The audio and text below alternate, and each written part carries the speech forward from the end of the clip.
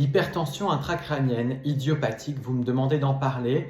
J'attire votre attention sur le fait que de nombreux symptômes peuvent ressembler à ceux de la migraine ou à d'autres céphalées et que ce n'est donc pas un diagnostic que vous allez envisager après une vidéo Insta ou une recherche sur Internet, mais après une discussion avec votre médecin.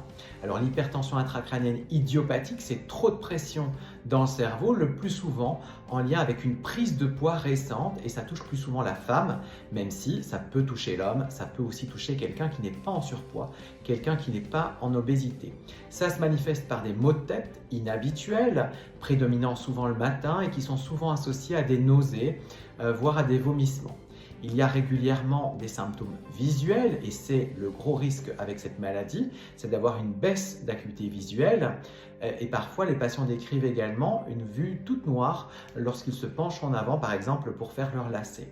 Il peut aussi y avoir des symptômes dans les oreilles, un acouphène, en tout cas les patients les décrivent comme l'impression que le cœur bat à l'intérieur de leur oreille ou de leur tête. Ce diagnostic, eh bien, il s'évoque avec votre médecin qui fera un examen clinique, vous posera diverses questions et sera parfois amené à faire une IRM qui peut montrer des arguments en faveur de ce diagnostic, même si l'IRM ne permet pas de poser le diagnostic de certitude.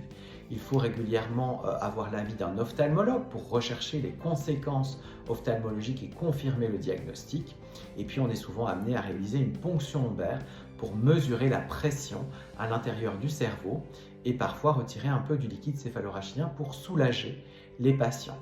La bonne nouvelle, c'est que c'est une maladie pour laquelle il y a des traitements et dont on peut guérir. Si l'hypertension intracrânienne est en lien avec une prise de poids, perdre du poids sera le traitement cardinal et permettra de guérir la maladie.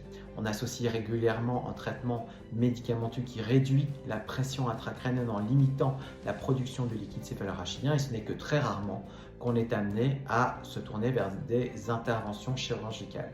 Donc une maladie qui peut se guérir s'il y a un lien avec la prise de poids, la perte de poids est capitale, mais bien sûr il faut un suivi médical rapproché.